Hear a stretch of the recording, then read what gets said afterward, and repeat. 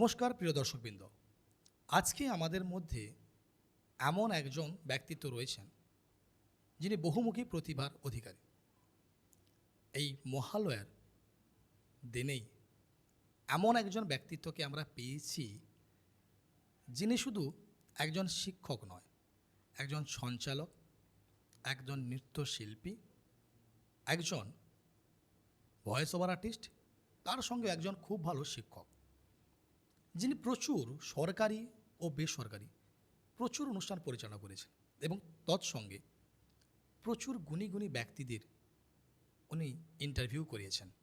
তো এমন একজন ব্যক্তিত্বকে আজকে আমরা পেয়েছি, ওনার জীবনী শুনব এবং ওনার থেকে সমাজের উপর যে প্রভাব আসছে দিনে দিনে সে ব্যাপারেও আমরা সমস্ত কথা ওনার সঙ্গে আমরা জেনে নেব। তো আজকে আমাদের মধ্যে রয়েছেন পরীক্ষিত চক্রবর্তী মহাশয়। তো ওনাকে আজকে আমরা পেয়েছি, ওনার কাছ থেকে ওনার জীবনী শুনব এবং যে মহালয়া নিয়ে আমরা আজকের এই উদযাপন করি অথবা মা দুর্গতি নাসিনীর যে আগমন আমরা এত খুশির সঙ্গে পালন করি, সব ব্যাপারে আজকে কথা বলবো। ওনার শিক্ষক হিসাবে কী ভূমিকা থাকে, উনি কিভাবে অনুষ্ঠান পরিচালনা করেন, সমস্ত ওনার স্ট্রাগল লাইফের সব কিছুই আমরা শুনবো। তো এই ধরনের ভিডিও দেখার জন্য অবশ্যই একটি স্বপ্নের শুরু এই পরিবারে আপনাদেরকে জুড়ে যেতে হবে। যারা ফেসবুক থেকে দেখছেন অবশ্যই ফলো করে রাখুন এবং যারা ইউটিউব থেকে দেখছেন তারা সাবস্ক্রাইব করে নেবেন। তো শুনে নেব দাদার কাছ থেকে আজকে এই জীবনে চলার পথ এবং সেই ঘটনার সমস্ত সাক্ষী। আচ্ছা, আমাদের চ্যানেল নাম একটি স্বপ্নের শুরু। তো পরীক্ষিত বাবুর জীবনের কি কি স্বপ্ন দেখেছিলেন এবং উনি কি শৈশব থেকেই ভেবেছিলেন যে একজন এরকম শিল্পী হবেন, শিক্ষক হবেন অথবা ভয়েস ওভার আর্টিস্ট হবেন? তো উনি স্বপ্নটা কিভাবে দেখেছিলেন এবং কি দেখেছিলেন এবং সেটা পূর্ণ করার জন্য কি করেছিলেন শৈশবকাল থেকে, আমরা প্রথমত শুনে নেব। প্রথমত বলি, আমার ছোটোবেলাটা কেটেছে আসানসোলে। আসানসোলে আমার জন্ম। ক্লাস 4 অবধি আমি ওখানে পড়াশোনা করেছি। আমার বাবা সরকারি চাকরি সূত্রে সেখান থেকে পরবর্তীকালে ট্রান্সফার হয় এবং কলকাতায় চলে আসেন। তো চুঁচুড়াতে বাবা তখন বাড়ি করেছিলেন। আমরা চুঁচুড়াতে চলে আসি আসানসোল থেকে। কিন্তু ছোট থেকে কিন্তু আমার এইভাবে কোনো কিছু যে বড় হয়ে নৃত্যশিল্পী হব বা সঞ্চালক হব এরকম কোনো কিছুই ছিল না, বা আমাদের পরিবারের মধ্যেও এমন কেউ কিছু ছিলেন না। কিন্তু আমার ছোটোবেলা থেকে নৃত্যের প্রতি একটা গভীর আগ্রহ ছিল, যে কারণে নৃত্যের যদি কোথাও কোনো অনুষ্ঠান হতো, বিশেষত আমি যে স্কুলে পড়তাম সেখানে যদি কোনো অনুষ্ঠান হতো সেখানে আমি অংশগ্রহণ করতাম। পরবর্তীকালে যখন আমরা চুঁচুড়াতে আসি তখন আমি ক্লাস 5-এ এসে ভর্তি হই। আমার মা আমার প্রথম নৃত্যগুরু শ্রী বরুণ সেনগুপ্তর কাছে নিয়ে যান। তার কাছে আমি দীর্ঘ বছর নৃত্যের তালিম করি এবং তারপরেও আমি আরও বহুজনের কাছে গেছি। তার পরবর্তীকালে শ্রী শঙ্কর বন্দ্যোপাধ্যায়, স্নেহাশিস বন্দ্যোপাধ্যায় এবং একদম শেষে আমি ডক্টর অর্কদেব ভট্টাচার্য কলকাতায় তার কাছে তালিম নিই এবং অনেক বছর ধরে সেটা চলে। তো তখনও কিন্তু যখন তালিম নিচ্ছি শুধু শেখার আনন্দেই সেটা করছি, এটাকে জীবিকা হিসাবে গ্রহণ করব কোনো ভাবনা চিন্তাই ছিল না। কিন্তু একটা সময় পর এতটাই ভালোবেসে ফেললাম যে মনে হলো যে এইটা নিয়েই বরঞ্চ এগোনো যাক। কিন্তু সেইটা যে খুব একটা সহজ কাজ ছিল নয়, কারণ আমার সময়ে আমি যখন ছোট ছিলাম সেই সময় ছেলেরা নাচ করছে সেটা কিন্তু ভীষণ লজ্জার ব্যাপার, ভীষণ একটা হাস্যকর ব্যাপার। সেইটাকে আমাকে বহু বছর ধরে, আমি যখন কলেজে পড়ি, হুগলি মহসিন কলেজ যেটাকে বলা হয়ে থাকে বর্ধমান ইউনিভার্সিটির প্রেসিডেন্সি, তো সেই কলেজে পড়াকালীন আমার খুব যারা কাছের বন্ধু 4-5 জন, তারা ছাড়া কেউ জানতেন না, প্রফেসররা তো নয়, যে আমি নাচ করি বা নৃত্যকলার সাথে জড়িত। স্কুলে যখন আমি পড়তাম তখন স্যারেরা জানতেন, যেহেতু ছোটো থেকে সেটা শুরু হয়েছিল ক্লাস 7 থেকে, আমার একটু সব কিছুই বড় বয়সে গিয়ে শুরু হয়েছে। কিন্তু ওই যে বললাম, কলেজ বা ইউনিভার্সিটি লাইফে কিন্তু খুব একটা কেউ জানতো না, কারণ আমি বলতাম না, কারণ বললেই সেটা বেশ হাস্যকৌতুক হয়ে যেত মানুষের কাছে। এখনকার প্রজন্ম আমি বলবো অনেক বেশি ব্লেসড, তারা অনেক বেশি সুযোগ সুবিধা তো পাচ্ছেই এবং মানুষের চোখটা অনেকটা খুলেছে যে না, যে কোনো শিক্ষা যে কোনো শিক্ষার মধ্যেই কোনো জেন্ডার থাকাটা উচিত নয়। সেই হিসাবে মানুষে ভীষণভাবে অনেক ছেলেরা এখন শিখছে, ছোট থেকে তারা শিখছে, আমার কাছেও শিখতে আসে। তো সেইটা এখনকার সময়ের সাথে আমি যেই ছোটোবেলাটা কাটিয়ে এসেছি, যেই সময়টা, সেটা কখনোই এক ছিল না, থাকবেও না। সময়ের সাথে সাথে সব কিছুই পরিবর্তনশীল। তো সেভাবেই শুরু হয়েছে আমার নৃত্যের জার্নি। তারপরে এখন সেটাকেই পেশা, অন্যতম পেশা হিসেবে গ্রহণ করেছি। একদম ঠিকই কথা। দেখুন, একজন ছেলে নৃত্য করবে, ব্যাপারটা খুবই খারাপ ছিল এক সময়। সেদিক থেকে দাদা বললেন যে নৃত্য করতাম খুব অল্প বয়স থেকে। অবশ্যই উনি নিশ্চয়ই সেই সময়ের যে সমস্ত সমস্যা, ধরুন যেমন একটা ছেলের নাচ, যেন মেয়েরাই কেবলমাত্র নাচবে এরকম একটা ব্যাপার থেকেছিল। সেখান থেকে দাদা চেঞ্জ করেছেন নিজেকে, সেখান থেকে শিল্পী হিসেবে নিজেকে প্রতিষ্ঠিত করেছেন। তো কোনো তিক্ত অভিজ্ঞতা অবশ্যই ওনার আছে, সেই তিক্ত অভিজ্ঞতা কী ছিল যদি একটু আমাদের সঙ্গে শেয়ার করেন। আহ, যে যখন থেকে আমি শুরু করেছি নৃত্য চর্চা, তখন থেকেই তিক্ত অভিজ্ঞতারও সূত্রপাত। এবং সেটা যতদিন না আমি একটু বড় মঞ্চে, বড় জায়গায়, একটু বড় শিল্পীদের সান্নিধ্যে আসা শুরু করেছি, ততদিন অবধি সেটা কিন্তু আমাকে সবসময় তার সম্মুখীন হতেই হয়েছে। এবং একদম। সেটা আমার মতো বহুজনকেই হতে হয়। যেটা সবথেকে বড় কথা, অনেকেই কিন্তু মাঝপথে যে কারণে বন্ধ করে দেন, অনেক ছেলেরা। এখনকার সময়ের সম্পূর্ণ একদম আলাদা। এখনকার সময় আমি বলছি আজ থেকে 10-15 বছর কি 20 বছর আগের কথা। তো সেই সময় প্রতিবেশী যারা আমাদের আছেন, আত্মীয় স্বজন বলে যারা নিজেদেরকে পরিচয় দেন, আমার বন্ধু বলে যাদেরকে আমি ভাবি, প্রত্যেক জনের কাছ থেকেই কিন্তু কটু কথা, হাস্য কৌতুকের আমি একটা অন্যতম কেন্দ্রবিন্দু ছিলাম। কারণ যেহেতু আমি নাচ করি, তো আমাদের দেশে এখনও অবধি আমরা ভীষণভাবে আমরা নিজেদেরকে গর্বের সহিত বলি আমরা খুব শিক্ষিত, কিন্তু সেই শিক্ষাটা আমি মনে করি যে পুঁথিগত বিদ্যাতেই সেটা সীমাবদ্ধ রয়েছে।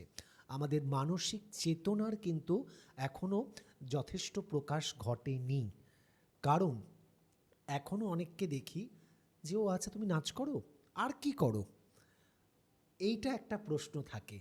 শুধু নাচের ক্ষেত্রে নয়, যারা গান করে, যারা কবিতা চর্চা করে, আর কি করো?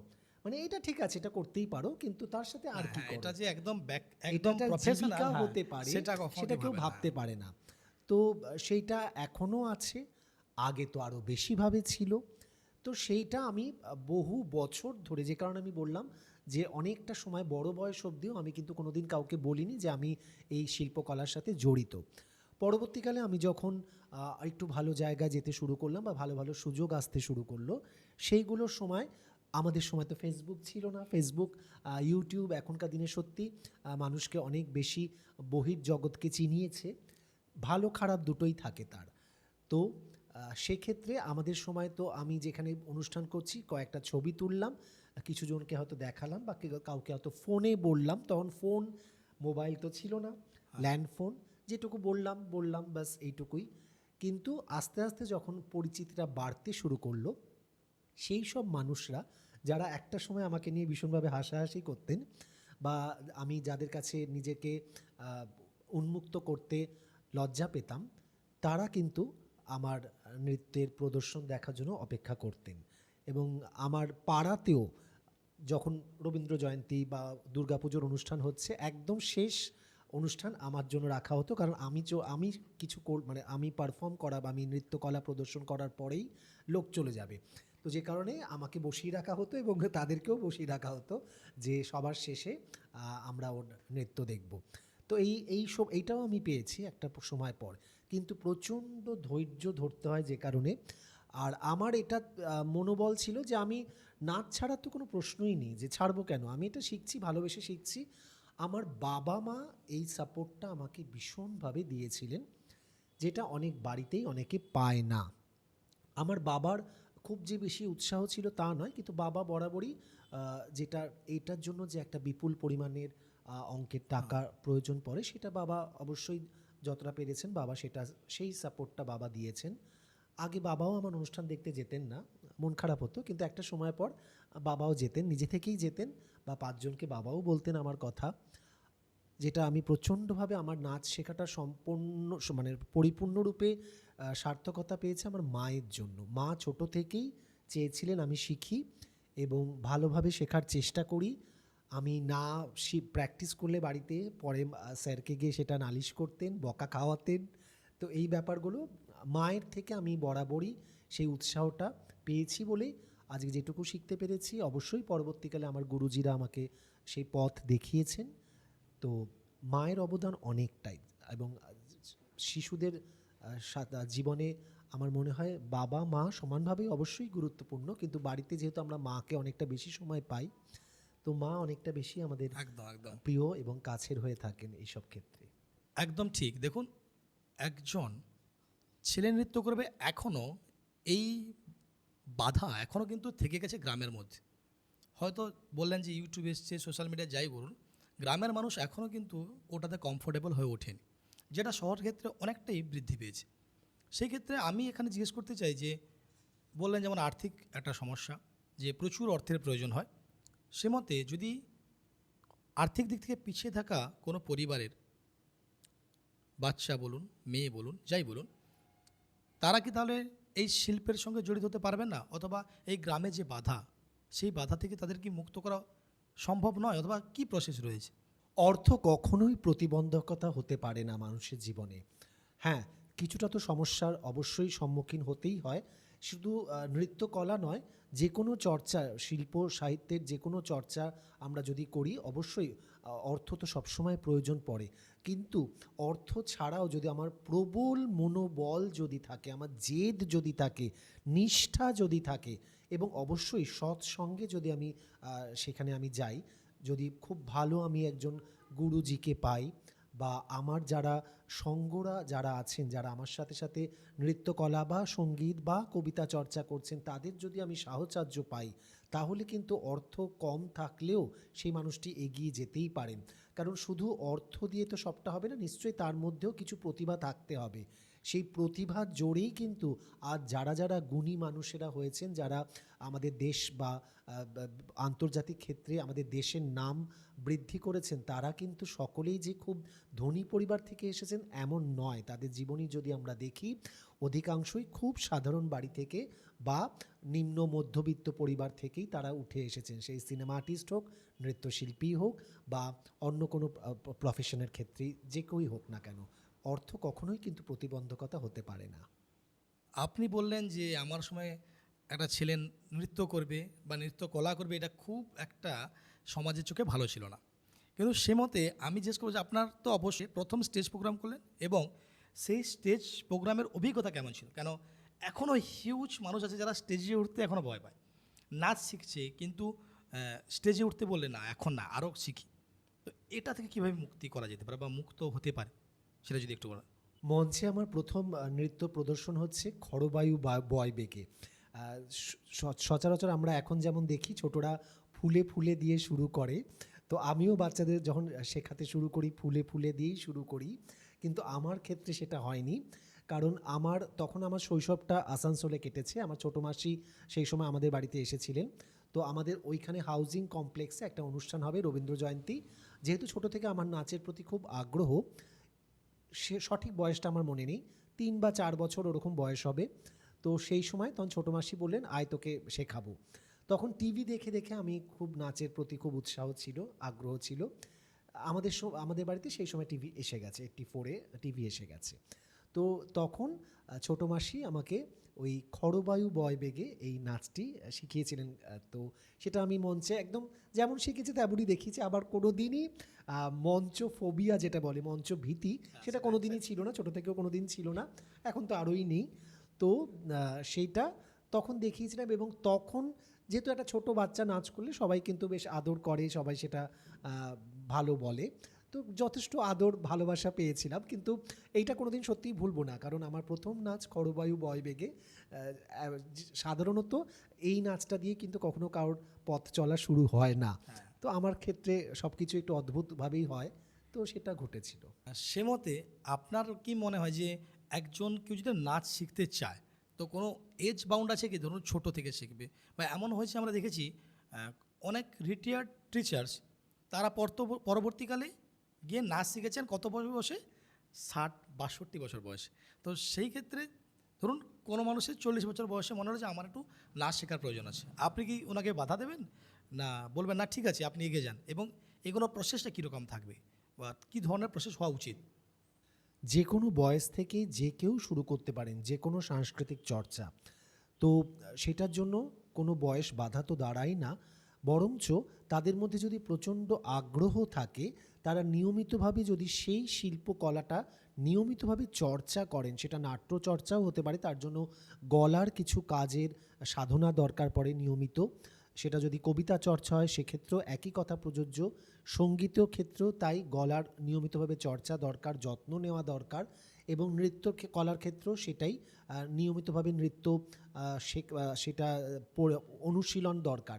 কিন্তু যেটা হয়, একটা ছোট্ট বাচ্চা যখন আসে আমাদের কাছে, তখন তাকে ধরে ধরে ধরে ধরে যেভাবে এগোনো হয়, একটু বড় বয়সে যখন কেউ আসে, সেটা 30 বছর হতে পারে, 40 বছর হতে পারে, তখন তাদের যে স্ট্রাকচার, বডি স্ট্রাকচার, যেটা গঠন, শারীরিক গঠনটা একভাবে একদম স্থির হয়ে যায়। মানে সেটা তো আর কিছু নড়া মানে বাড়ে না, তো সেটা একটা শিশু যেমন নরম থাকে, তারপর আস্তে আস্তে তার মধ্যে কাঠিন্য চলে আসে, গলার পরিবর্তন হয়, কিন্তু একজন পূর্ণবয়স্ক মানুষের সেটার কোনো পরিবর্তন তো শারীরিক খুব একটা শরীরে খুব একটা পরিবর্তন আর হয় না, হয়তো একটু রোগামোটা হতে পারে এরকম।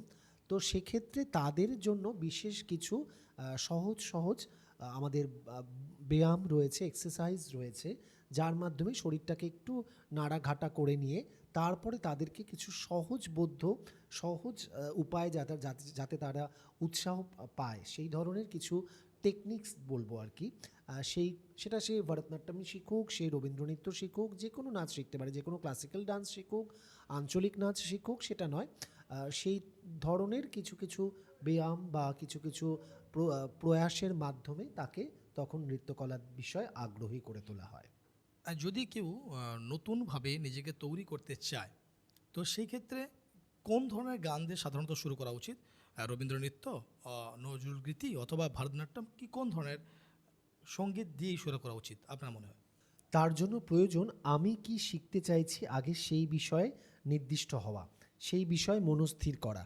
কারণ আমি হয়তো শিখতে চাইছি ওয়েস্টার্ন ডান্স, পাশ্চাত্য নৃত্যকলা, কিন্তু আমি যদি একজন ভরতনাট্যম নৃত্যশিল্পীর কাছে এসে সেটা শেখার প্রয়াস নিই, আমার কিন্তু ভালো লাগবে না সেক্ষেত্রে। বা আমার রবীন্দ্র নৃত্যের প্রতি আগ্রহ, আমি লোকনৃত্য করতে চলে গেলাম, সেইটা কিন্তু তখন আমার সেদিকে মনোনিবেশটা ঠিকমতো আমি পূর্ণভাবে মনটা বসাতে পারবো না। সেক্ষেত্রে আগে নিজেকে ঠিক করে নিতে হবে আমি কী শিখবো। আমি পাশ্চাত্য দেশের সংস্কৃতির সাথে নিজেকে জড়িত হব, নিজে জড়িত থাকবো, নাকি আমাদের যেটা ভারতীয় সংস্কৃতি সেইটার সাথে আমি নিজেকে জড়িত রাখবো। সেইটা যদি আমি নিজে আগে ঠিক করতে পারি, সেই অনুযায়ী আমি তাহলে সেই নৃত্যকলা বা সেই সঙ্গীত গুরুর কাছে আমি যেতে পারবো, তাহলেই আমি ঠিকঠাক মতোই আমি এগোতে পারবো। কিন্তু সব অধিকাংশ ক্ষেত্রেই কিন্তু সবাই সেটা ভুলটা করে। তার ইচ্ছা হয়তো ওয়েস্টার্ন ডান্স, সে চলে এলো ভরতনাট্যম নৃত্য শিখতে, তো সেখানে তো তার ভালো লাগবে না, খুব স্বাভাবিক কথা। আগে তার মনের ইচ্ছাটা বাড়ির লোককে জানাতে হবে, বাড়ির লোকের উচিত সেই অনুযায়ী সেই ধরনের টিচার খুঁজে নেওয়া, সেই অনুযায়ী তাকে তারপরে সেই তালিমে নিয়োজিত রাখা। আমরা দেখেছি যারা নৃত্য করে সাধারণত, তারা শুধু যে নৃত্য করে এমন ব্যাপারটা নয়, অনেকে দেখেছি গানও খুব ভালো গায়। যেমন শানের কথা বলুন, শান একজন ভালো সিঙ্গার। তার সঙ্গে আমি দেখেছিলাম একটা রিয়েলিটি শোতে উনি একজন পারফর্মার হিসেবে গিয়েছিলেন। সেক্ষেত্রে যারা নৃত্য করে শুধু নৃত্যতে আবদ্ধ থাকে না, এই ধরনের সমস্ত কালচারের, যেমন আপনি ভয়েস ওভার আর্টিস্ট হয়েছিলেন, অনেকেই দেখেছি আপনি কি ভয়েস ওভার আর্টিস্ট হিসেবে অনেক জায়গায় গেছেন।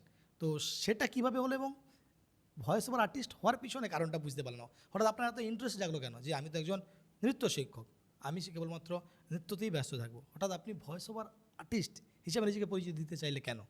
সংস্কৃতি চর্চার সাথে জড়িত বহু গুণী ব্যক্তিত্বরা রয়েছেন, যারা তাদের শুধুমাত্র তাদের নিজেদের ক্ষেত্রে তারা সীমাবদ্ধ থাকেন না, কারণ তারা বিভিন্ন ক্ষেত্রেই বিচরণ করেন। আসলে হয়টা কি, বিচরণের ক্ষেত্রগুলো উন্মুক্ত হতে থাকে। যেমন একজন কেউ যদি নৃত্য চর্চা করেন, নৃত্যের মধ্যে শুধু যে লাফাঝাপা করবে, একটা গানের সাথে কিছু অবয়ব সে দেখাবে, ফুটিয়ে তোলার চেষ্টা করবে, তা কিন্তু একদম নয়। নৃত্যটাকে প্রাণ সঞ্চার করে অভিনয়। নৃত্য চর্চার সাথে সাথে তাদের মধ্যে অভিনয় প্রতিভাটাও কিন্তু বিকশিত হতে থাকে।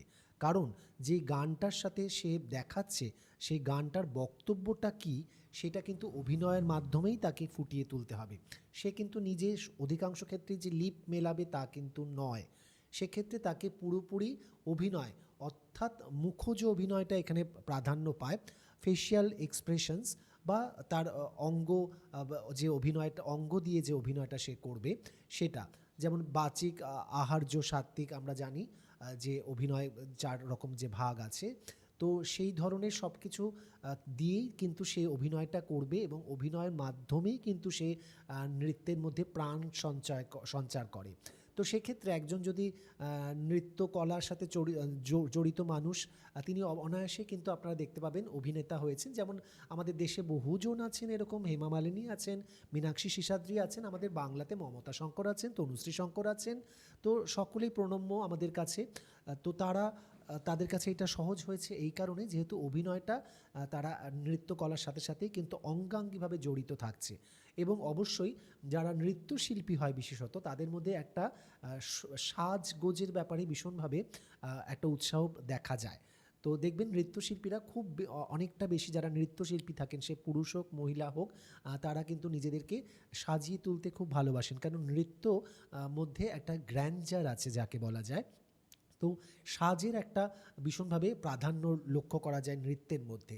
তো সেই হিসাবে নৃত্যশিল্পীরাও নিজেদের ব্যক্তিগত জীবনেও তারা কিন্তু বেশ পরিপাটি হয়ে তারা জীবন এগিয়ে নিয়ে চলেন তাদের। তো নৃত্যকলা চর্চা করলেই কিন্তু আমরা যেমন সাজসজ্জা সম্পর্কে, মেকআপ সম্পর্কে বা অভিনয় সম্পর্কে আমাদের গুণগুলো আরও বিকশিত হচ্ছে, জ্ঞান সঞ্চার হচ্ছে। তো সেইটাই যখন আমরা আবার সেই ক্ষেত্রের মধ্যে দিয়ে বিচরণ করব, তো অনায়াসে তারা কিন্তু সেখানে সফল হতে পারেন। আর বলি আমি যে খুব একটা সফল তা একদমই বলবো না। বিভিন্ন ক্ষেত্রে আমার সময়ের সাথে সাথে যোগসূত্র স্থাপিত হয়েছে। আমি চেষ্টা করেছি, সবার আমি ছাত্র, এখনও আমি চেষ্টা করে যাচ্ছি, শিখে চলেছি, কারণ আমার এগুলো ভালো লাগে, শিখতে ভালো লাগে। শেখার মধ্যে তো কোনো বয়স, আমি নিজেও বলেছি যে শেখার কোনো বয়স নেই।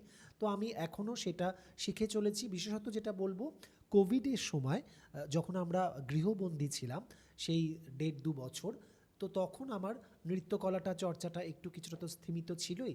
তখন থেকে কিন্তু মোটামুটি বাড়িতে বসেই বিভিন্ন রকমের অনুষ্ঠান পরিচালনা করতাম অনলাইনে। তো সেখান থেকেই কিন্তু আমার বিভিন্ন ডাক আসতে থাকে বিভিন্ন জায়গা থেকে। পরবর্তীকালে সঞ্চালক রূপে প্রতিভাত হই, বিভিন্ন জায়গায় তারা ডাকেন এবং সরকারি অনুষ্ঠানেও সুযোগ পাই। তো এইভাবেই কিন্তু আমার সূচনাটা মানে আমার হয়েছিল। কারণ ওই যে বললাম, আমি কোথাও থেমে থাকার চেষ্টা করি না কখনোই। সবসময় চেষ্টা করি নতুন নতুন কিছু শেখার, নতুন নতুন কিছু কাজের সাথে জড়িত থাকার।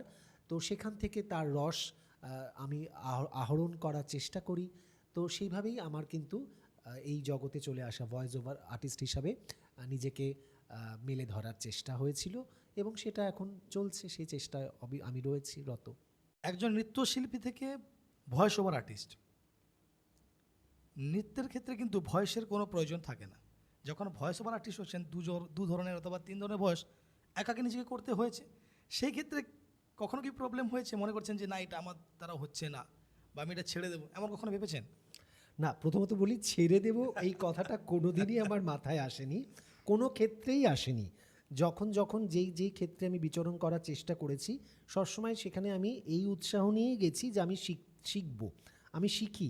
না পারলে বকা খেয়েছি, আমাকে যারা পথ দেখিয়েছেন আমার মাস্টারমশাইরা বিভিন্ন ক্ষেত্রে, সেটা কবিতার ক্ষেত্রে হোক বা নাট্যচর্চার ক্ষেত্রে হোক, তো তারা বকা দিয়েছেন।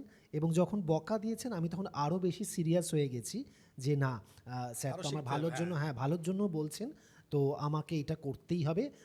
স্যার যখন একটা বিশ্বাস স্থাপন করেছেন আমার উপর, বা দিদিমণি যখন ভাবছেন আমাকে এই জায়গাটায় দেওয়া যেতে পারে, এই কথাটা আমাকে দিয়েই বলা যেতে পারে, তাহলে আমি পারছি না মানে আমার এটা ফল্ট, তাহলে আমাকে একটু প্র্যাকটিস করতে হবে।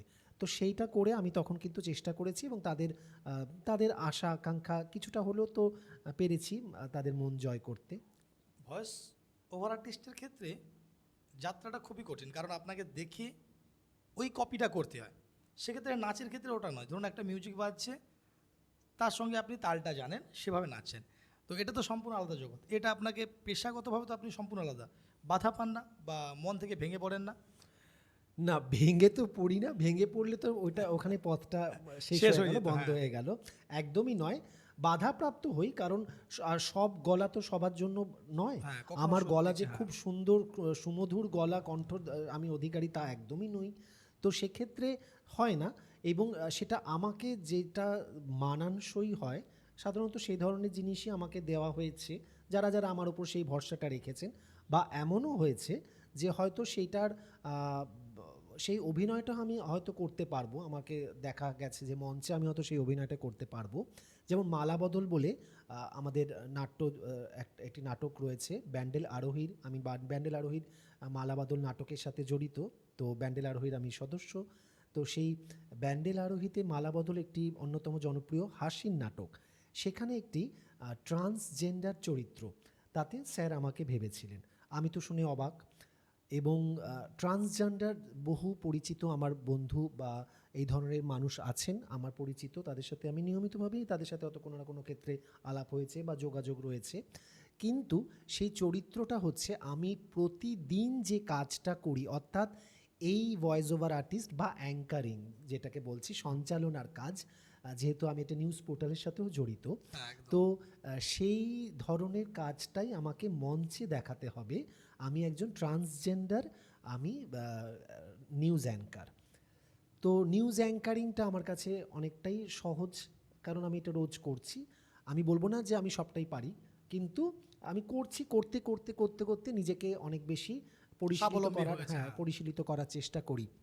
কিন্তু ওই যে তাদের মতো করে হাঁটা, তাদের মতো করে কথা বলা, তাদের মতো করে গলা বার করা, সেটা একটা চ্যালেঞ্জিং ছিল। সেজন্য আমি অবশ্যই কৃতজ্ঞ আমার যিনি নাট্যগুরু শ্রী রঞ্জন রয় স্যার। তো তার কাছে তিনি আমাকে ওই যে বললাম বিশ্বাস রেখেছিলেন, অনেক বকা দিয়েছিলেন। এবং আমাদের যারা নাট্যচর্চা কেন্দ্রে যারা অন্যরা রয়েছেন, যারা বড় বয়োজ্যেষ্ঠরা রয়েছেন বা সমবয়সীরা যারা রয়েছেন, তারা আমাকে ভীষণভাবে উৎসাহ দিয়েছিলেন, অনেক টিপস বলে দিয়েছিলেন। তো সেখান থেকে আমি সেটা করেছিলাম। তারপরে যখন সেই নাটকটা প্রথম মঞ্চস্থ হয়, বহু গুণীজন শুধু বললেও কম বলা হবে, যারা নাটকের দিকপাল এরকম লোকেরা যখন আমার প্রশংসা করেন, এবং তারা নিজেরাই হয় ফোন করেছেন বা হোয়াটসঅ্যাপে মেসেজ করেছেন বা ফেসবুকে কমেন্টে লিখেছেন, তখন কিছুটা মনোবল আসে যে না, আমি বোধহয় পারবো। এবং সবথেকে বড় হয়েছিল আমার এটা খুব ভালো আনন্দের একটা ব্যাপার যে সচরাচর স্যারেরা বা যারা পথ দেখান আমাদের, তারা কিন্তু সবসময় স্যাটিসফাই হয় না, তাদের কাজে স্যাটিসফাই হয় না। কারণ একজন শিল্পী যদি স্যাটিসফাইড হয়ে যায়, তাহলে কিন্তু আর তারা এগোতে পারেন না, ওখানেই শেষ হয়ে যাবে ওখানেই ব্যাপার, শেষ হ্যাঁ। হয়ে যায়। তো আমার যিনি নাটকের যিনি গুরুজি, তিনি আমাকে সেদিন প্রথম শোয়ের পরে গ্রিন রুমে বলেছিলেন যে পরীক্ষিত খুব ভালো হয়েছে, তুই পেরেছিস। তো এইটা আমার কাছে বড় পুরস্কার।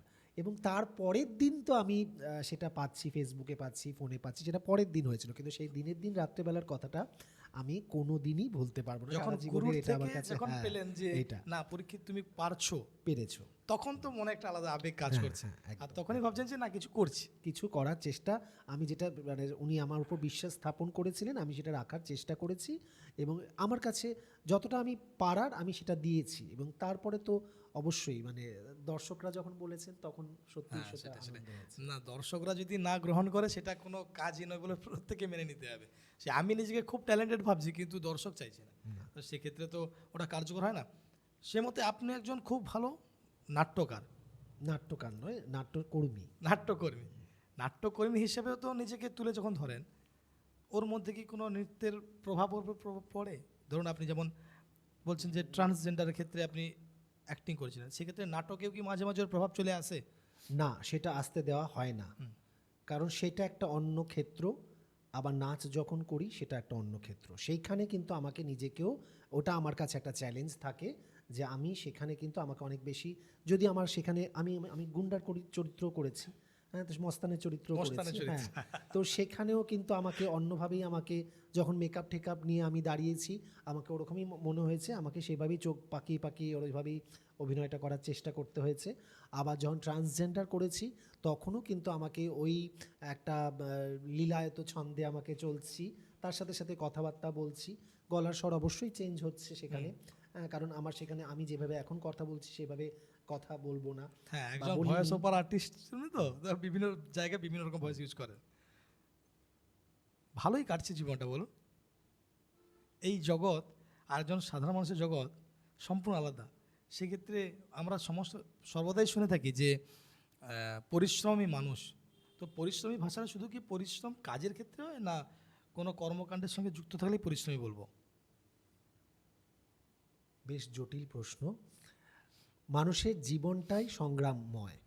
তো সংগ্রাম ছাড়া কোনোভাবেই কিন্তু আমরা প্রতিটা মুহূর্তেই আমরা যে যাই করি না কেন সংগ্রাম করেই চলে চলেছি আমরা সবসময় সেটা। তো যে যাই কাজ করি না কেন, সাংস্কৃতিক চর্চাটাও কিন্তু খুব একটা যে খুব সহজ পথ তা কিন্তু নয়। যে অন্য কিছু পারেনি মানে এই নাচ গান করতে চলে এসেছি সেটাও কিন্তু নয় না, একদম। একদম। এই জগতে টিকে থাকাটাও কিন্তু যথেষ্ট দুর্বোধ্য। তো সেক্ষেত্রে যেটা বলবো প্রতিনিয়তই ওই যে সংগ্রাম করে চলেছি এবং চেষ্টা করে চলেছি, শিখে যাওয়ার চেষ্টা করে চলেছি। এবং যেটা আমার ক্ষেত্রে বলবো, বিভিন্ন ক্ষেত্র আমার সামনে এক একটা সময় এসে দাঁড়িয়েছে যেখানে আমার মনে হয়েছে যে আমার এইটা শেখা উচিত বা আমার খুব ভালো লাগছে এটা দেখতে বা শিখতে বা করতে। আমি সেখানে শেখার চেষ্টা করেছি। সেটাতে আমার যেটা হয়েছে যে কোনো কিছু ক্ষতি হয়নি। যেমন নাচের থেকে আমি আস্তে আস্তে গিয়ে নাট্যকলার সাথে জড়িত হয়েছি বা কবিতা চর্চার সাথে জড়িত হয়েছি বা যেটা সঞ্চালনার সাথে জড়িত হয়েছি, ভয়েস ওভার আর্টিস্ট হিসাবে ব্যাকগ্রাউন্ডে কাজ করছি। সবগুলোই কিন্তু আমাকে ভীষণ আনন্দ দেয়। আমি যখন যে কাজটা করি আমি কিন্তু সবসময় চেষ্টা করি আনন্দ সহ সেটা শেখার এবং আনন্দ সহ সেটা কিন্তু মানুষের সামনে তুলে ধরার। এই যে তোমার সামনে এখানে আমি আজকে গল্প করতে এসেছি, আমি কিন্তু প্রাণে অভূতপূর্ব আনন্দ নিয়ে এসেছি যে আজকে একটা খুব ভালো সময়, খুব ভালো দিন আমরা স্মরণীয় করে রাখবো এই মুহূর্তটাকে। আমি সেই আনন্দেই কিন্তু আজকে এসেছি। একদম, এটা তো কিন্তু খুব এই ইম্পর্টেন্ট ভাষা। আনন্দটা মনের ভিতরে থাকাটা ভীষণ দরকার। আর ব্যক্তিগত দুঃখ, আঘাত এইগুলো তো থাকবেই, সবার জীবনে থাকে। শিল্পী জীবনে অনেক বেশিভাবে থাকে এবং থাকে বলেই তারা আরও বেশি করে মানুষের কাছে সুন্দর সুন্দর ভালো ভালো জিনিস উপহার দিতে পারেন। কেউ যদি আপনি এমন কোনো শিল্পীকে দেখবেন না বড় যারা খুব প্রণম্য নাম করেছেন, স্বনামধন্য হয়েছেন, যে তাদের জীবনে আঘাত নেই বা কষ্ট যন্ত্রণা দুঃখ তারা পাননি, খুব সহজভাবে তারা এগিয়ে উঠেছেন। আর সেটা কিন্তু একদমই নয় সেই শাহরুখ খানের আমাদের স্ট্রাগল বলুন কি অমিতাভ বচ্চনের স্ট্রাগলই বলুন, সবারই কিন্তু প্রচণ্ডভাবে স্ট্রাগল হয়েছে। সৌরভ গাঙ্গুলিকেও কিন্তু একটা সময় পর ভীষণভাবে স্ট্রাগল করে উঠেছেন। তারপরেও কিন্তু আমরা জানি গ্রেগ চ্যাপেলের সেই একদম, সময়কার একদম। কথাগুলো। তো কাজেই প্রত্যেককেই কিন্তু তার মতো করে সেই জায়গাটায় টিকে থাকার জন্য অবিরত অবিরাম তাকে সংঘর্ষ সম্মুখীন হতে হয় এবং সেটাকে বাধাকে অতিক্রম করতে পারলে তবেই সে কিন্তু জয়ী হয় যে কোনো ক্ষেত্রেই। একদম, যেটা ভাষা যে আনন্দ, আপনি যে কোনো কাজকে যদি আনন্দর মতো করে না নেন সেটা আপনি কখনোই সাকসেস পাবেন না। কারণ প্রবলেম মানুষের জীবনের একটি অঙ্গ, তা সেটাকে যদি আমি ইম্পর্টেন্ট বেশি দিই, সেখান থেকে আমি আনন্দ বা মজা না করতে পারি, তাহলে সে কাজে তো আপনি কখনোই টিকে থাকতে পারবেন না। সেক্ষেত্রে সেম যে জীবনে প্রবলেম আসবে, সমস্যা থাকবে, সমাধান করতে হবে এবং সেটাকে হাসি মুখে নিতে হবে। দেখুন, মহালয়া আমাদের সময় শৈশবকালে আমরা ভোর থেকে উঠে, তখন তো আমাদের বাড়িতে টিভি ছিল না, পাশের যারা ধরুন একটু আর্থিকভাবে সচল তাদের বাড়িতে আমরা ছুটে যেতাম ভোর থেকে যে মহালয়া দেখব। সেই ক্ষেত্রে বর্তমানে দিনে দেখছি যেটা, যে প্রত্যেকে একটি মোবাইল নিয়ে স্মার্টফোন নিয়ে কাশ বনে গেল, ওখানে কিছু ভিডিও শ্যুট করে রিলস দিয়ে দিল, কিন্তু মহালয়া বা তার গুরুত্ব সেটা কিন্তু আজকাল আমরা দেখতে পাচ্ছি না। সেই ক্ষেত্রে শুধু কি এর জন্য সোশ্যাল মিডিয়া দেয়, না মানুষের রুচিবোধ পরিবর্তন হচ্ছে? সময়ের সাথে সাথে সব কিছুই পরিবর্তনশীল। মানুষের রুচি পাল্টিয়ে গেছে বর্তমানে এবং তাদের চিন্তা ভাবনারও পরিবর্তন হয়েছে। ফেসবুক আসার পর অভূতপূর্ব পরিবর্তন হয়েছে। তো কাজেই সময়ের সাথে সাথে সব কিছুই কিন্তু পাল্টিয়ে যাবে। আমার ছোটোবেলাতেও আমি দূরদর্শনে মহালয়া দেখার জন্য ভোরবেলা উঠে পড়তাম।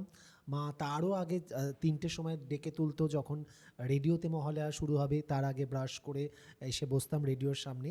কিন্তু এখনকার সময় সেটা ভাবাই যায় না, কারণ সব কিছুই পরিবর্তনশীল এবং পরিবর্তনটাকে মেনে নিতেই হবে। যার যেটা ইচ্ছা, কেউ কাশবনে রিলস করে যদি আনন্দ পায় আনন্দ করুক, কিন্তু সেই আনন্দটা যেন মানুষের কাছে রুচিসম্মত হয়। আমার কথাটা এইখানেই। তার মানে এই না যে মহালয়ার আকর্ষণ, মহালয়ার যে গুরুত্ব সেটাকে কমে যাবে, কখনোই নয়। কিছু কিছু জিনিস আছে যেগুলো কোনো সময় কিন্তু চিরন্তন সত্য, তেমনি মহালয়া আমাদের কাছে চিরন্তন সত্য একটি যেমন ঘটনা বা আমরা আমাদের যে সাহিত্যে যে মহালয়া সম্পর্কে লেখা রয়েছে সেইগুলো আমরা জানি, সব কিছুই আমরা মোটামুটি জানি, বা অভিনয়ের মাধ্যমে টিভিতে আমরা প্রতি বছর আমরা সেগুলো দেখি, অনেকটা সকলের কাছে মুখস্থ হয়ে গেছে, বোধগম্য হয়ে গেছে। কিন্তু তা সত্ত্বেও এখন যেমন হচ্ছে, যেহেতু ওই যে বললাম সময়ের সাথে সাথে কিছু পরিবর্তনগুলো হয়েছে, যারা এখনকার প্রজন্মের তারা চেষ্টা করছেন তাদের মতো করে সেটাকে প্রতিভাত করার, তাদের মতো করে সেটা লোকচক্ষের সম্মুখে নিয়ে আসার। আবার যারা আমরা একটু মধ্যবয়স্ক হয়ে গেছি, বা আমাদের যারা পূর্ববর্তী যারা আছেন, যারা বড় বয়োজ্যেষ্ঠরা রয়েছেন, তাদের সময় যেটা ছিল সেটা এখনকার সময় থাকবে সেই ভেবে নেওয়াটাই কিন্তু অনুচিত। কাজেই সময়ের সাথে সাথে তাল মিলিয়েই চলতে হবে। কেউ যদি রিলস বানিয়ে আনন্দ পান, মহালয়ারই তো রিলস বানাচ্ছেন, খারাপ তো কিছু করছেন না। হ্যাঁ, অবশ্যই সেটাকে রুচিসম্মত হতে হবে, সেটা যা ঘটনা রয়েছে তার সাথে মানানসই হতে হবে। তা না হলে অবশ্যই সেটা যদি অন্য যারা দেখবেন তাদের কাছে খারাপ প্রভাব তো ফেলবেই, সেটা যেন না হয় সেটার দিকে খেয়াল রাখতে হবে। দেখুন, সেটা তো একদম ঠিক, কিন্তু নতুন প্রজন্ম যারা দেখুন এই মুহূর্তে টিভি দেখে প্রচুর কম সংখ্যক মানুষ, স্মার্ট প্রজন্ম বলা একদম যেতে পারে। স্মার্ট প্রজন্ম যারা নেক্সট জেনারেশন, তারা কিন্তু স্মার্টফোনেই ব্যস্ত। তো সেক্ষেত্রে তারা তো আর ওই বলুন টিভিতে বা রেডিওতে আর মহালয়া শুনবে না বা দেখবে না, তারা রিলস দেখবে বা মহালয়ার কিছু কাট পজিশান দেখবে। তো সেক্ষেত্রে তো নতুন প্রজন্মে দেখছি ওই কাশবন বলুন আর কিছু মহালয়ার দিন দেখি কিছু হাস্যকৌতুক খুব হয়, কমেডি খুব হয়, ওগুলো পড়ছে। কিন্তু দিনে যে এর যে সংস্কৃতিটা, মানুষ তো দিনে দিনে একটা সময় নেক্সট জেনারেশন ভুলে যাবে। তো সেক্ষেত্রে কীভাবে এই সংস্কৃতিকে বজায় রাখা উচিত আমাদের? জোর করে তো কারোর উপর কিছুই চাপিয়ে দেওয়া যায় না, সেটা কখনোই সম্ভবপর নয়। আমি যদি তোমাকে বলি চলো আমি তোমাকে এখন গল্পের বই পড়ে শোনাবো, তোমার গল্পের বইয়ের প্রতি কোনো আগ্রহ নেই, তোমার খেলার প্রতি আগ্রহ, তো সেখানে তো আমি তোমাকে বসিয়ে গল্প যদি আমি বলি, গল্প যদি শোনাই, তোমার ভালো লাগবে না সেটা। কিন্তু সেক্ষেত্রে অবশ্যই ছোটোবেলা থেকেই এটা বাড়ির একটা দায়িত্ব থাকে। বাড়িতে বাড়ির পরিবেশের মধ্যে এই যে সাংস্কৃতিক পরিমণ্ডলটা যদি গড়ে তোলা যায়, পারস্পরিক ভালোবাসার একটা বন্ধনে যদি আবদ্ধ হওয়া যায়, তাহলেই কিন্তু সেটা সম্ভব, এবং পরবর্তী প্রজন্মের মধ্যেও সেইগুলো কিন্তু সঞ্চারিত হবে। তা না হলে কখনোই একটি 18-20 বছরের মেয়ে বা ছেলেকে আমি যদি বলতে বসি মহালয়ার গল্প মহালয়ার দিন সকালে, বা বলি যে এই টিভিটা দেখ বা ওঠ 3টের সময় ওঠ রেডিও শুনবি, সে কিন্তু শুনবে না কখনোই, বা সে দেখতে চাইবেই না, আগ্রহই থাকবে না তার। কিন্তু আমি যদি তার শৈশব থেকে যদি তাকে সেটা অভ্যাস করাই, সেই সংক্রান্ত কিছু বই এনে দিই, বা আমি নিজেই গল্পের ছলে তাকে সেগুলো বলি, বা টিভিতে যখন ঘটনাগুলো ঘটছে আমার ছোটোবেলার কথা যদি তাকে স্মৃতিচারণ করি, তাহলে তার মধ্যে কিন্তু আস্তে আস্তে আস্তে আস্তে সেই সময়কার কিছু কথা তার মধ্যে সেইগুলো ঢুকবে কানে, এবং সেই মতোই সে কিন্তু গড়ে উঠবে। হঠাৎ করে কোনোটাই কিন্তু একদিনে কিছু সম্ভব নয়। বাড়ির পরিবেশ, বাড়ির মধ্যে কিন্তু একটা সাংস্কৃতিক পরিবেশ পরিমণ্ডল গড়ে তোলাটা আবশ্যিক। আমি বলছি না বাড়ির তার মধ্যে মানে বাড়ির সদস্যদের নাচ গান কবিতা জানতে হবে, একদমই দরকার নেই। আমাদের চারিপাশে যা ঘটছে সেইটার মধ্যে কোনটা ভালো কোনটা খারাপ সেই নিয়ে একটা আলোচনা আমরা বাড়ির মধ্যে রাখতেই পারি, করতেই পারি। খেতে বসা একসাথে সবাই মিলে যদি আমরা রাত্রেবেলার খাবারটা অন্তত একসাথে খাই গল্প করতে করতে, আজ সারাদিন কী হলো তোর স্কুলে, স্যার কী বললেন, পড়া কি কেমন হয়েছে, এই সংক্রান্ত যদি খোঁজ খবর নিই, তাহলেই কিন্তু একটা পারস্পরিক বন্ধনে আমরা আবদ্ধ থাকি। শুধু বাড়ির সদস্য মানে এমন অনেক বাড়ি আছে আমি দেখেছি যে সদস্য মানে ওই তারা আসলো স্নান খাওয়া করলো শুয়ে পড়লো, আবার মা খেতে দাও বা দিদি আমার এই বইটা লাগবে, বা যেটুকু দরকার সেটুকু তারা কথা বলেন। এইটা কখনোই সুস্থ পরিবেশ বলা যায় না। তো সেই ক্ষেত্রে বাড়িতে বাবা মাকে অনেক বেশি বড় ভূমিকা গ্রহণ করতে হবেন, এবং সেইগুলো ছোটোবেলা থেকেই যদি তারা তাদের মধ্যে সঞ্চারিত করেন, তবেই কিন্তু একটা সময়ের পর সেই ছেলেটি বা মেয়েটি যখন পূর্ণবয়স্ক হবে, তখন কিন্তু তার মধ্যেও সেই গুণাবলীগুলো দেখা যাবে। তার মধ্যেও মহালয়া কেন, বিভিন্ন যে আমাদের দেবদেবী, আমাদের যে সংস্কৃতি, আমাদের যে কৃষ্টি, সেগুলোর তার মধ্যেও কিন্তু সঞ্চারিত হবে। সেমভাবে আপনি যেহেতু বহুগুণী মানুষ, সেই ক্ষেত্রে যে মহালয়ার দিন বিশেষ কোনো অনুষ্ঠানের কি ব্যবস্থা রাখেন যেটা সমাজের ক্ষেত্রে একটা বার্তা পৌঁছয় বা সমাজে কোনো ভালো দিক পৌঁছয়, এমন কোনো অনুষ্ঠানের ব্যবস্থা কি আপনারা রাখেন এবং সেটা কি? প্রতি বছর তো সমানভাবে যায় না। তো এক এক বছর এক এক রকমভাবে অনুষ্ঠান আসে বা অনুষ্ঠানের পরিকল্পনা করা হয়। যেমন মহালয়ার ভোরে একটা সময় ছিল আমি বাড়িতেই কাটাতাম, ভোরবেলাতে মা ডেকে দিত, রেডিও শুনতাম, টিভি দেখতাম, বাড়িতেই থাকতাম, পড়াশোনা করতাম, ছুটির আনন্দ উপভোগ করতাম।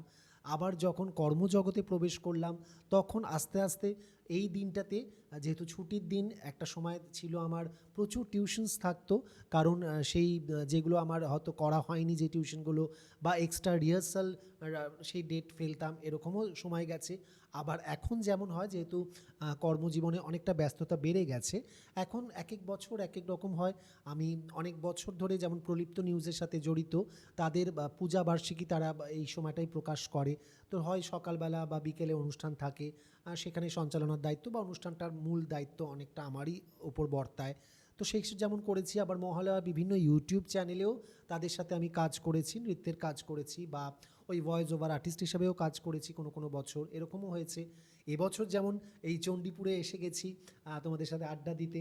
তো এক এক বছর এক এক রকমভাবে যায়, এক এক বছর এক এক রকমভাবে পরিকল্পনা হয়, যখন যেমন কাজের ক্ষেত্রগুলো আসে সেই অনুযায়ী এগোই।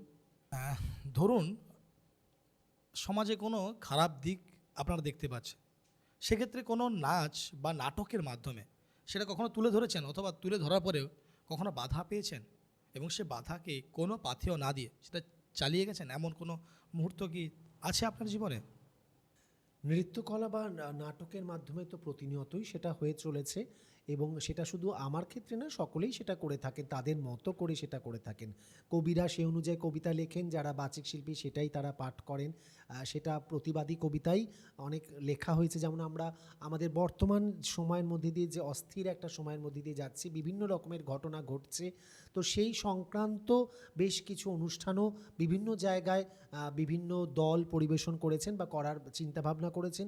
তেমন আমিও সেটা করেছি, বা আমার নাটকের দলের সাথেও আমি সেই ধরনের বেশ কিছু নাট্যচর্চার মাধ্যমে আমরা সেই ধরনের কিছু ঘটনাকে তুলে ধরেছি। আমাদের কাজের মাধ্যমে সেটা প্রতিবাদ জানিয়েছি অবশ্যই।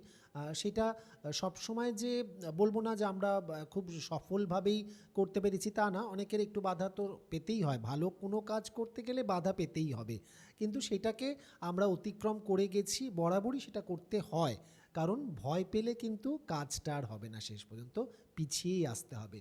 কদম কদম বাড়ায়ে যা, আমাদের কিন্তু চড়ুইবেতি মন্ত্রে আমরা যদি দীক্ষিত হই, নিজেরা নিজেদেরকে সেই দীক্ষায় যদি নিজেদেরকে আমরা দীক্ষিত করি, তবেই কিন্তু এগোতে পারবো। বাধা সব সময় আসবে, সর্বক্ষেত্রেই আসবে, সেটাকে জয় করে যে এগোতে পারবে সেই কিন্তু টিকে থাকবে। আজকে এই মহালয়ার দিনে আপনারা ভাবছেন যে মহালয়ার দিনে মহালয়া না আলোচনা করে কীভাবে নাচ শেখা উচিত, কীভাবে গান শেখা উচিত, বা কিভাবে মহালয়াকে দেখা উচিত পরবর্তী দিনে পরিবারের তাদের সদস্যদেরকে কিভাবে গাইড করা উচিত, সেগুলো নিয়ে আলোচনা করছি। দেখুন, মহালয়া মানে আমাদের কাছে অসুরের নিধন, অর্থাৎ কোনো খারাপটাকে আমরা নিধন করে ভালো কিছু তৈরি করতে চাইছি। সেই ক্ষেত্রে আমরা আজকে আপনাদের পরবর্তী জেনারেশন কীভাবে ভালো কিছু মেনে নেবে বা ভালো কিছু করতে চাইবে সেটা নিয়েই কিন্তু আমরা আলোচনা করছি, যাতে তারা জানতে পারে, তারা শিখতে পারে, তারা বুঝতে পারে যে এটাও করা উচিত। তো আজকে আমাদের অতিথি ছিলেন পরীক্ষিত চক্রবর্তী মহাশয়। উনি বুঝতে পারছেন, উনি সর্বগুণে গুণী একজন। দেখতে পেলেন যে খুব ভালো কবিতাও পাঠ করে, আমরা এক্ষুনি কবিতা শুনবো ওনার কাছ থেকে। সেক্ষেত্রে একজন নাট্যকর্মী, তৎসঙ্গে একজন ভালো নৃত্যশিল্পী, একজন শিক্ষকও। উনি আমাদের কাছাকাছি, যারা আমাদের এই চণ্ডীপুর থেকে কাছাকাছি দেখেন, অর্থাৎ কাঁথি প্রত্যেকে জেনেন, কাঁথিতে উনি প্রতিনিয়ত ক্লাস করান। আপনারা কথা শুনেই বুঝে নিয়েছেন যে উনি কী ধরনের ট্রিটমেন্ট ছেলেদেরকে করে, অবশ্যই যত্ন সহকারে করে থাকেন। এবং ওনার কথা শুনেই বুঝতে পারছেন যে সামাজিক দিকটাও অনেকটাই খেয়াল রাখেন, যে আপনার ছেলেমেয়েকেও সামাজিক জ্ঞানটাও যথেষ্ট প্রদান করবেন। তো ওনার সঙ্গে যোগাযোগ করার জন্য অবশ্যই আমাদের ডিসক্রিপশানে ওনার নাম, ডিটেলস এবং প্রতিষ্ঠানিক যে কলকাতাতে উনি করান, কাঁথিতে করান, অনেক বড় বড় প্রতিষ্ঠানে সাংবাদিকতা করেছেন, তৎসঙ্গে পরিচালনা অনুষ্ঠান করেছেন, সরকারি বেসরকারি প্রচুর। তো ওনার নাম্বার দেওয়া থাকবে, আপনাদের যদি কোনো প্রয়োজন হয় আপনারা ফোন করে অবশ্যই কথা বলতে পারেন। সেই সঙ্গে আপনারা কমেন্ট বক্সে কিন্তু জানাবেন যে আজকে এই অনুষ্ঠান কেমন লাগলো, এবং আপনাদের যদি কোনো প্রশ্ন থাকে অবশ্যই পরীক্ষিতবাবুকে পরবর্তীকালে আমরা অবশ্যই স্বাগতম আবার জানাবো। তো আপনাদের প্রশ্নগুলো আমাদের কমেন্ট বক্সে করে রাখুন, কারণ ওই কোশ্চেনগুলো কিন্তু আমরা তুলে ধরবো। তো আজকের এই অনুষ্ঠানে আপনাদেরকে প্রত্যেকে আবার একদম স্বাগতম জানালাম, এবং একটি আবৃত্তি কিন্তু অবশ্যই আমরা শুনবো। এত সুন্দর দিনে আমরা ছাড়তে চাইছিলাম ওনাকে, আবৃত্তি শুনবো। এবং এই ধরনের প্রতিনিয়ত ভিডিও দেখার জন্য কিন্তু আমাদের পরিবারের সঙ্গে যুক্ত হন। যারা এখনও ফেসবুক থেকে ভিডিও দেখছেন অবশ্যই ফলো করুন, আর যারা ইউটিউব থেকে দেখছেন সাবস্ক্রাইব করে রাখুন। উনি একজন ভয়েস ওভার আর্টিস্ট, সঙ্গে এক নাট্যকর্মী। তো একটা ভিন্ন ধরনের একটা ভয়েস দিয়ে আমাদের একটু শোনান তো একটা নাটকের কোনো অংশ।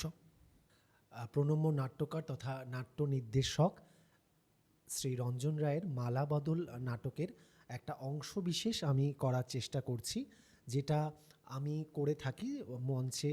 সেই চরিত্রটা আমি অভিনয় করে থাকি। সেটা হচ্ছে একজন ট্রান্সজেন্ডার একজন অ্যাঙ্কার। তো একটি বিয়ে বাড়ির অনুষ্ঠান, সেই অনুষ্ঠানে সেই অ্যাঙ্কারকে বলা হয়েছে তার ইউটিউব চ্যানেল থেকে সেই অনুষ্ঠানটা কভার করার জন্য। সেই অ্যাঙ্কার এসেছেন এবং অ্যাঙ্কারকে দেখে যেমন হয় বিয়ে বাড়ির যারা লোকজন, আত্মীয় স্বজন বা বন্ধুবান্ধব যারা এসেছেন সবাই একটু হাসাহাসি করছেন, এবং সেই সূত্রে অ্যাঙ্কারও তখন তার জবাবটা তার মতো করে দিচ্ছেন। সেইটাই আমি একটু ফুটিয়ে তোলার চেষ্টা করছি। যা বাবা, এরকম করা ঠিক নয়। আমার দোষটা কোথায়? সারা পৃথিবী মান্যতা দিয়েছে। ডু ইউ নো তৃতীয় প্রকৃতি, বহুচারা মাতা, ইভাবান আহ্বান। ডু ইউ নো বাকলা বাইট আগি মুখামাখাম কানিট। আমার শরীরটা পুরুষের, কিন্তু মনটা নারীর। তাই আমার তোমাদের সাথেই থাকা উচিত, অর্থাৎ তোমরা যারা মহিলা তাদের সাথেই। কিন্তু আমি থাকছি না। না, রাষ্ট্র আমাদের অনুমতি দিয়েছে একসাথে থাকার, পার্টনারের সাথে থাকার। যাকে যাকে যাকে, তোমরা যা খুশি করো, আমি যাই।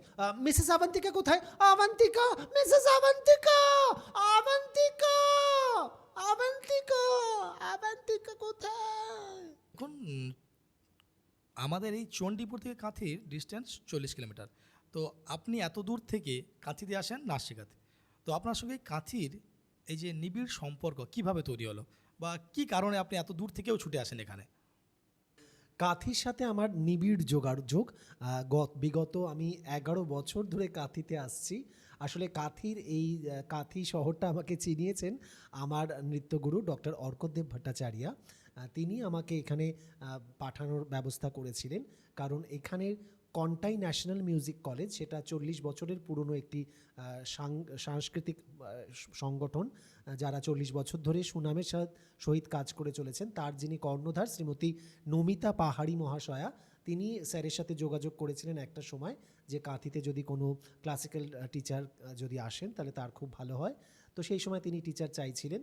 তো স্যার আমাকে রেকমেন্ড করেন, তো আমি তখন রাজি হয়ে যাই। তারপরে আসতে শুরু করি। প্রথম বেশ কষ্টসাধ্য, অবশ্যই অনেকটা দূর। ট্রেন বাস খুব ভালো চলে নিঃসন্দেহে, কিন্তু ট্রেনের যাতায়াতটা খুবই মানে কম। তো সেহেতু অনেক প্রতিকূলতার সম্মুখীন হয়েছি। কিন্তু তারপরে আস্তে আস্তে আস্তে আস্তে এমন হয়ে গেছে, তাদের পরিবারের আমিও একজন হয়ে গেছি, এবং এখানকার বহু ছাত্রছাত্রী 11 বছর ধরে আসছি মানে বুঝতেই পারছেন, বহু পরিচিত হয়ে গেছে এখানে। তাদের এতটাই ভালোবাসা আমি পেয়েছি, সম্মান শ্রদ্ধা আমি পাই প্রতিনিয়ত, যে আমি সেটাকে আর উপেক্ষা করতে পারি না। তো আমি অবশ্যই আমার যেদিন ক্লাস থাকে আমি চেষ্টা করি সেই ক্লাসটা একদম অফ না করার, কারণ আমি জানি তারা অনেক দূর দূরান্ত থেকে তারা আসেন, এবং তাদের তো আমি তো তাও একটা বাস বা ট্রেনে আসতে পারি, তাদের আসা যাওয়াটা ভীষণ ব্যয় সাপেক্ষ বা কষ্টসাধ্য, যেহেতু তারা বিভিন্ন দূর প্রান্ত থেকে আসেন। সেখানে টোটো বা অটো সবটাই যে খুব বেশি পরিমাণে পাওয়া যায় সেটা নয়, যে কারণে কাঁথি আমার কাছে একটা সত্যি প্রাণের জায়গা। এবং কাঁথিতেই আমি খুব স্বাধীনভাবে কাজ করি ভীষণভাবে অনেক বছর ধরে। এছাড়াও আমি বহু জায়গায় বিভিন্ন সময় আমি গেছি, বহু বছর ধরে শিখিয়েছি। আরামবাগ, জয়রামবাটি, কামারপুকুর, খানাকুল, রিষড়া, বৈদ্যবাটি, বিভিন্ন সময় বিভিন্ন জায়গায় শিখিয়েছি। অনেক বছর ধরে সেসব জায়গাগুলোর সাথে জড়িত ছিলাম। তো এখন খুব দূর বলতে কাঁথিতে আমি এখনও আসছি, 11 বছর হয়ে গেছে, ভাবতে কেমন লাগে। তো এখানকার রাস্তাঘাট আগে অন্যরকম ছিল, এখন আবার নতুনভাবে সব অনেক ফ্লাইওভার হয়েছে, অনেক সুন্দর হয়েছে রাস্তাঘাট। তো তার ফলে আমার এখানে যেহেতু আন্তরিকতাটা খুব বেশি এখানকার মানুষদের, এবং সবথেকে বড় কথা মেদিনীপুর, পুরো মেদিনীপুর জেলার এখানে শিক্ষা সংস্কৃতির চর্চাটা অনেক বেশি, বিশেষত শিক্ষার চর্চা। এখানে প্রচুর স্কুল রয়েছে, স্কুলগুলোতে প্রতিনিয়ত নানান রকম সাংস্কৃতিক কর্মকাণ্ড হয়। আমি যখনই ক্লাসে আসি শুনতে পাই, শুধু যে নাচ কেন্দ্রিক তা নয়, বিভিন্ন কর্মকাণ্ড চলে, সাংস্কৃতিক বড় বড় মেলা হয়, অনুষ্ঠান হয়। তো সেইটার জন্য সত্যি আমি মুখিয়ে থাকি যেদিন আমার কাথির ক্লাস থাকবে আসার জন্য, কারণ এখানকার মানুষের মধ্যে প্রচণ্ড আগ্রহ, ছাত্রছাত্রীদের মধ্যে তাদের শেখার আগ্রহ প্রচণ্ড, এবং তারা অনেকটাই বেশি পরিশ্রমী, যেটা কলকাতার মানুষ, আমি কাউকে ছোট না করেও বলছি, যারা খুব সহজভাবে কোনো কিছু পেয়ে যায় তারা সেইটার মূল্যটা খুব যে সচরাচর দিতে থাকে তা নয়। কিন্তু যেহেতু এইখানকার একটু প্রত্যন্ত অঞ্চলে, কাথি কলকাতা মূল শহর থেকে তো অনেকটাই দূরে, দীঘার একদম কাছে, তো তার জন্য তারা কিন্তু যেহেতু কলকাতা থেকে বা অনেক দূরবর্তী থেকে একজন আসছেন স্যার, তারা কিন্তু শেখার আগ্রহে তারা কেউ আমরা আমরা অনেক সময় যেমন আমরা কামাই করি হঠাৎ হঠাৎ না বলে, এখানে কিন্তু আমি কোনো দিন সেটা দেখিনি। প্রবল আগ্রহ নিয়ে তারা আসে, শরীর খারাপ নিয়ে থাকলেও তারা আসে, বসে থাকে, কিন্তু নাচের ক্লাসে তারা নিয়মিতভাবে আসে। আর তাদের মুখে দিকে তাকিয়ে কিন্তু আমিও নিয়মিতভাবে আসার চেষ্টা করি, কারণ আমি জানি যে তারা অনেক আগ্রহ নিয়ে ভালোবেসে নাচটাকে ভালোবেসে আসছে, এবং তাদের অভিভাবক অভিভাবিকারাও সেই আগ্রহ নিয়েই আসছেন। তো সেটাকে মান্যতা দেওয়াটা আমারও কাজ বলে আমি মনে করি। তার জন্য কাথির সাথে আমার একটা সত্যি প্রাণের সম্পর্ক। ধরনের টিচারদেরকেও প্রয়োজন যারা ছাত্রদেরকে নিজের মতো করে ভালোবেসে নেয়, আর ভালোবেসে ডাকলে পরে না শিখে থাকতে পারে, সেই ধরনের ব্যাপার। তো বুঝতেই পারছেন আজকের এই সুন্দর আড্ডায় আমরা একজন বিশেষ মানুষ, যার কথা বারবার বলছি, যে পরীক্ষিত চক্রবর্তী, ভীষণ সুন্দর একজন ব্যক্তিত্ব। ওনার সঙ্গে যোগাযোগের মাধ্যম কিন্তু আমাদের ডিসক্রিপশনে টোটাল ডিটেলস থাকলো, এবং ওনার কাছ থেকে একটি আবৃত্তি শুনে নেব। পরবর্তী দিনে আবার নতুন আড্ডাতে আপনারা আমাদেরকে দেখতে পাবেন। তো শুভ দুর্গাপূজা, শুভ মহালয়া, জয় মা দুর্গা। তো ওনার কাছ থেকে শুধু একটি আবৃত্তি আমরা শুনে নেব। কবি সুব্রত পালের লেখা তোমার দুর্গা আমার দুর্গা। তোমার দুর্গা মহালয়া ভোরে শরৎ মাখছে গায়ে, আমার দুর্গা এখনো দেখছি ফুটপাতে জন্মায়। তোমার দুর্গা অকাল বোধন 108টা ফুল, আমার দুর্গা দূর থেকে দেখে খিচুড়ির স্কুল। তোমার দুর্গা আগমনী গান গিরিরাজ কন্যার, আমার দুর্গা ঘর দৌড় ভাষা বাঁধ ভাঙা বন্যার। তোমার দুর্গা প্রতিবার আসে বাবা মার বাড়িতেই, আমার দুর্গা মার কোলে পিঠে বাবার খবর নেই। তোমার দুর্গা টেক্কা দিয়েছে এবার থিমের পুজো, আমার দুর্গা ইট বয়ে বয়ে একেবারেই কুঁজো। তোমার দুর্গা হুল্লোড়ে মাতে প্যান্ডেলে প্যান্ডেলে, আমার দুর্গা বাঁচতে শিখেছে অতীতকে ছুঁড়ে ফেলে। তোমার দুর্গা আলো ঝলমল চেনে না অন্ধকার, আমার দুর্গা রোজ সেজে গুজে খোঁজে তার সংসার। তোমার দুর্গা শপিং মলের কফির ধোঁয়ায় ওড়ে, আমার দুর্গা চা বানাচ্ছে 3 রাস্তার মোড়ে। তোমার দুর্গা বহু জাতিকের বহু জনহিতায়চ, আমার দুর্গা কালকে যেমন আজও তথই বচ। তোমার দুর্গা ছবির ফ্রেমের শিউলি এবং কাশে, আমার দুর্গা এখনো আশায় কেউ যদি ভালোবাসে। তোমার দুর্গা ধুনুচি নাচের ঢ্যামকুরাকুর ঢাকে, আমার দুর্গা ঘুরেই মরছে দশচক্রের পাকে। তোমার দুর্গা অঢেল খাবার অঢেল নষ্ট হয়, আমার দুর্গা দিন আনা আনি কিছু নেই সঞ্চয়। তোমার দুর্গা কুল কুল নদী স্নেহের প্রথম পাঠ, আমার দুর্গা নখের আঁচড়ে ভয়ে শুকিয়ে কাঠ। তোমার দুর্গা অস্ত্র সানায় সিংহ বাহিনী রূপ, আমার দুর্গা কাঁদতে কাঁদতে নির্বাক নিশ্চুপ। তোমার দুর্গা দশভুজা হয়ে অসুরের মাথা কাটে। আমার দুর্গা অপুষ্টি নিয়ে ধুঁকতে ধুঁকতে হাঁটে। আমার দুর্গা কবে বলো আর তোমার দুর্গা হবে? আমার আকাশ ভরবে তোমার উৎসবে উৎসবে।